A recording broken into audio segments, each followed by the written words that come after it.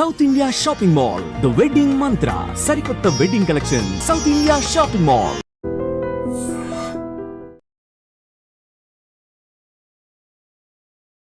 నమస్కారం, welcome to I dream. ధర్మ మార్గం విత్ విజిత కార్యక్రమానికి స్వాగతం.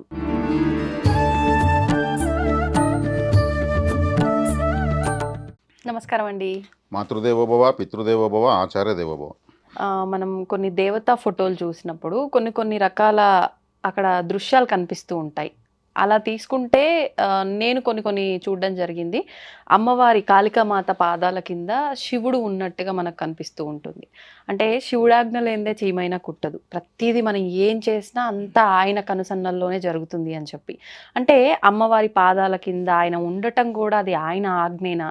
అసలు ఇలా ఉంది అని అంటే మామూలుగా ఇప్పుడు ఆడవారు మగవారు విషయానికి వస్తేనే మగవారిని కొంచెం హైలో ఉంచి ఆడవారు వాళ్ళ దగ్గర కొంచెం తక్కువగా ఉండే విధంగా, అంటే వాళ్ళకి రెస్పెక్ట్ ఇవ్వాలి, ఈ రకంగా భావిస్తారు. అంటే ఆడవారి పాదాల కింద మగవారు ఉండటం అనేది మన మానవులకే చాలా తప్పుగా భావిస్తాం. అట్లాంటిది దేవతలు, అందులో ఆయన ఆజ్ఞ లేనిదే ఏది జరగదు అనుకుంటున్నాము. ఒక రకంగా వాళ్ళు భార్యాభర్తలుగానే మనం భావిస్తాము కాళికామాత శివుడు అని అంటే. మరి ఆవిడ పాదాల కింద ఈయన ఉండటం ఏంటి? దీని వెనకాల ఎంతో డెప్త్ మీనింగే ఉండుంటుంది, ఏదో ఆంతర్యం ఉండుంటుంది అనిపిస్తుంది. ఉందా నిజంగా? ఉంటే అదేంటి? ఖచ్చితంగా ఉంది. కాళికాదేవి సాక్షాత్ పార్వతీదేవి. పార్వతీదేవి సౌమ్యంగా ఉంటుంది. ఆమె ఆవేశం వస్తే కాళికాదేవి అవుతుంది. అందుకే మనకు కూడా మనుషులు అంటూ ఉంటారు, అపరకాళిలాగా ఆమె అని ఒక స్త్రీని కోపం వచ్చే స్త్రీని వర్ణిస్తూ ఉంటారు. ఆమె అవతారం ఎందుకు ఎత్తాల్సి వచ్చింది అని అంటే, రక్తబీజుడు అనేటువంటి ఒక రాక్షసుడు ఉంటాడు. ఆడికి ఒక ప్రత్యేకత ఏమంటే, ఆడ రక్తం కింద పడితే, ఒక బొట్టు కింద పడితే ఆ బొట్టులోంచి 100 మంది రక్తబీజులు అదే శక్తి కలిగిన వాళ్ళు పైకి లేస్తారు, రాక్షసులు. మళ్ళీ వాళ్ళని చంపితే ఆ 100 మంది నరికితే ఒక డ్రాప్కి ఒకటి లేసినా కానీ దేవతలకు చేతులు అలసిపోతాయి వాళ్ళది నరకలేక. నరకాలంటే ఒక సమస్య, నరకపోతే ఒక సమస్య, ఇలా అవుతుంది.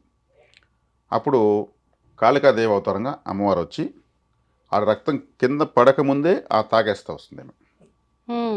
ఈ రక్తబీజులంతా ఉంటారు కదా యుద్ధక్షేత్రంలో, వాళ్ళందరినీ మిగిలినటువంటి దేవతలు సంహరిస్తూ ఉంటే అమ్మవారి రూపాలు ఎన్నో రూపాలు యుద్ధం చేస్తూ ఉంటాయి. అక్కడ వాళ్ళు ఎంత చంపినా వాళ్ళు లేస్తూ ఉంటే వాళ్ళ వల్ల కాదు, వాళ్ళైనా కూడా అలసిపోతారు అనే విధంగా. అప్పుడు కాళికాదేవిగా అమ్మవారు వచ్చి పడిన రక్తాన్ని పడినట్టు తాగేస్తుంది. కింద పడితే కదా వాడు మళ్ళీ పుడతాడు.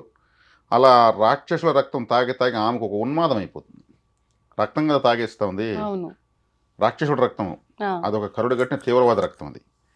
అలా తినేసి ఆ యొక్క రక్తానికి ఆమె రక్తం మరిగిన నాలుకలాగా ఆమెకి ఒక పెద్ద హైవే లాగా చేస్తుంది. ఆమె నాలుక విపరీతమైనటువంటి అవతారం ఎత్తి స్ప్రెడ్ చేసి ఎక్కడిదక్కడ ఆమె తీసుకునిస్తుంది, ఆహారంగా తీసుకునిస్తుంది.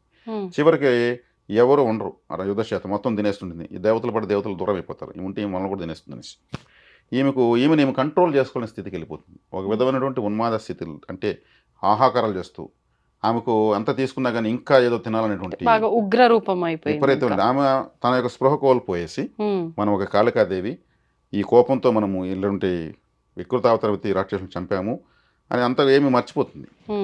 బ్రెయిన్ ఒక ఆమె స్థాయి కంట్రోల్ లేకుండా వెళ్ళిపోతుంది. ఈమె ఏం చేస్తుంది, ఆ ఆవేశంలో ఏం కనిపిస్తే అది తినేద్దామనే విధంగా లోకాల పని పడుతుంది. అప్పుడు అందరూ పట్టో పరుగు, సునామీ వస్తే సముద్రం అలా పరిగెత్తారు. అలా పరిగెత్తి పరమేశ్వరుని, స్వామి మీరే కాపాడాలి, ఇప్పుడు మాకైతే ధైర్యం లేదు, ఈయన కూడా నేరుపోతే ఈయన కూడా మింగేస్తున్నంత ఆవేశం ఆమెకుంటుంది. స్పృహ ఉండదు కదా, ఎదురుగా శివుడు మన భర్త అనేటువంటి స్పృహ కూడా ఉండదు. అప్పుడు ఈయన ఏం చేస్తాడు, ఆమె వచ్చే చూసి గమ్మున పడుకుంటాడు. కరెక్ట్గా ఆమె ఎక్కడో ఆహాకాలు చేస్తూ ఆయన తెలియక ఆయన పైన కాలు పెడుతుంది. ఆమె కాల్లో కన్ను ఉంటుంది కాళికాదేవి. ఆ కన్ను ద్వారా ఆమె శక్తిని మొత్తం ఆయన లాగేస్తాడు. లోక ఉద్ధరణకు ఎంత శక్తి కావాలో అంత పెట్టి శాంతం వచ్చే వరకు చేసి ఆ తీవ్రత తగ్గించి ఆమె అప్పుడు చూస్తుంది కాలు కింద ఎంత ఉందంటే, అప్పుడు స్వామి అని ఆమె మామూలు శాంత స్వరూపం అవుతుంది. అది ఆయన పోయి ఆమె పాదం కింద అలా పడుకోవడానికి ఆ కన్నులో అతీతమైన శక్తి ఉంటుంది. ఆ కన్ను ద్వారా ఆయన ఏం చేస్తాడు, ఆమె శక్తిని అంతా లాగేస్తాడు. అంత శక్తి ఉంటే కాళికాదేవిని ఎవరు పూజించలేరు. ఇప్పుడు ఆయన లోకోద్ధరణకు కావాల్సిన శక్తి మాత్రం పెట్టి ఆమె శాంతించి ఆమె స్పృహలోకి వచ్చేట్టు చేస్తాడు, తప్పదు ఆయనకు. అదేవిధంగా శివుడు మహావిష్ణువు నరసింహావతారం ఎత్తాడు. ఆ, నరసింహావతారంలో కూడా ఆయనకి బ్రెయిన్ ఆర్డర్ లేకుండా వెళ్ళిపోతుంది. అవును హిరణ్యకశిపుని చంపేసి అవును. ఆయనకి ఆయన ఎలా కంట్రోల్ చేసుకోవాలో అర్థం కాకుండా ఆయన విపరీతమైన ఆవేశంతో, ఆ ఆవేశాన్ని మనం వర్ణించలేము, అంత ఆ స్థాయి ఆవేశంతో వెళ్తా ఉంటే అప్పుడు అందరూ పరమేశ్వరుని అడుగుతారు, ఉమ్, నువ్వు తప్పితే ఇంకా ఆయన శాంతపరిచే శక్తి ఎవరికీ లేదనేసి. ఉమ్, అప్పుడు ఆయన ఏం చేస్తాడు, శరభేశ్వర అవతారం ఎత్తాడు. శరభేశ్వరుడు ఆ, జంతువు పక్షి మిక్సింగ్. ఓకే.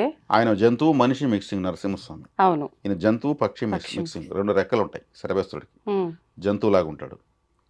ఒక రెక్కలో ప్రత్యంగరాదేవి, ఇంకో రెక్కలో దుర్గాదేవి, ఓకే. 2 రెక్కలుగా మారుతారు. చాలా శక్తివంతమైన రెక్కలతో ఎదురుగా వెళ్తాడు. ఎదురుగా వెళ్ళినప్పుడు నరసింహస్వామి విపరీతమైన ఆవేశంతో గండ బేరుండ పక్షి అవతారం ఎత్తాడు. గండ బేరుండ జ్వాల నరసింహ స్తోత్రం కూడా ఉంది.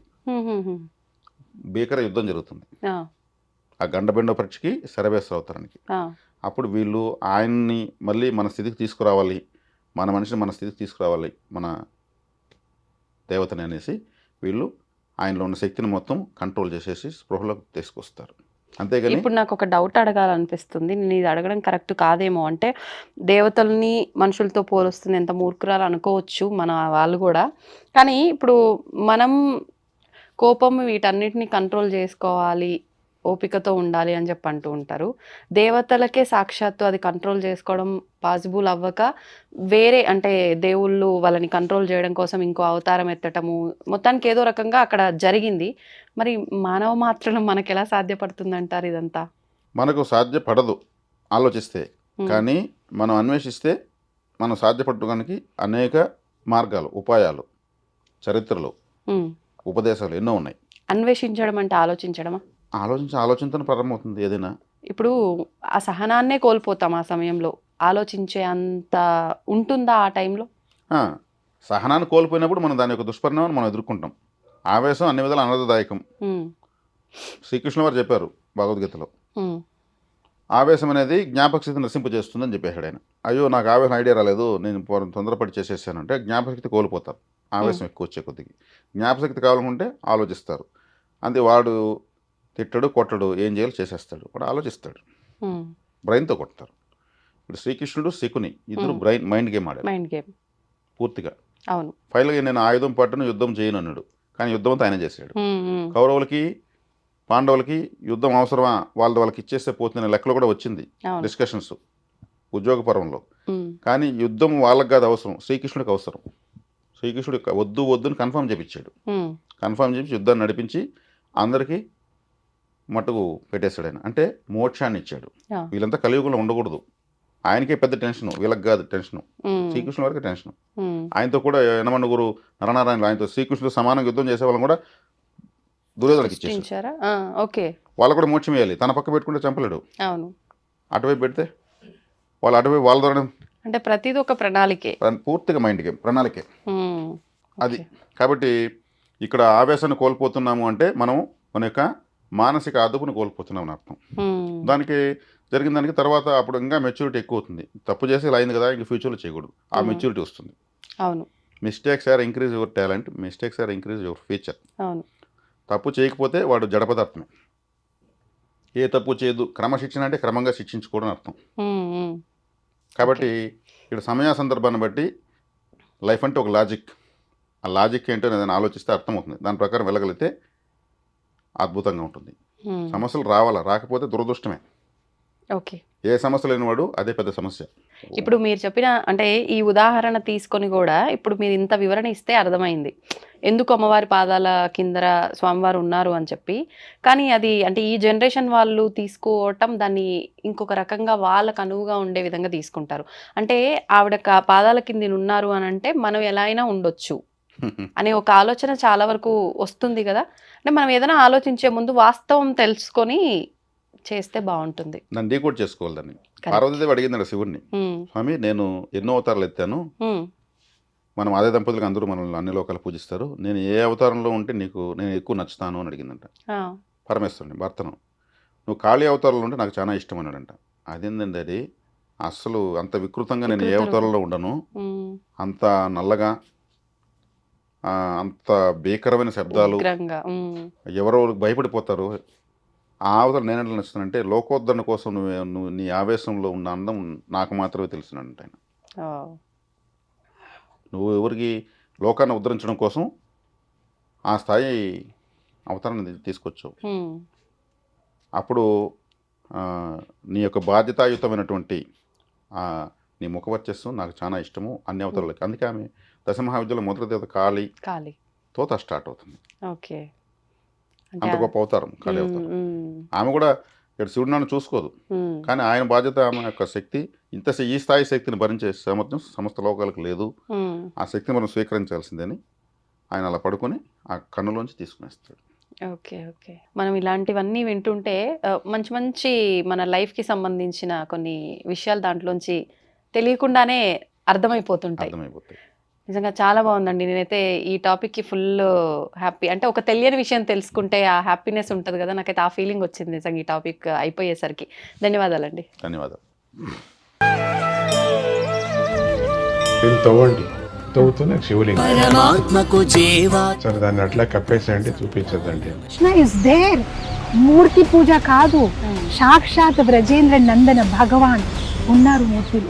ఏమీ ఆశించకుండా ఆరాధించే వాళ్ళు కూడా ఉన్నారా ప్రభుజీ? నిజమైన భక్తి అంటే మనకు తెలియదు కాబట్టి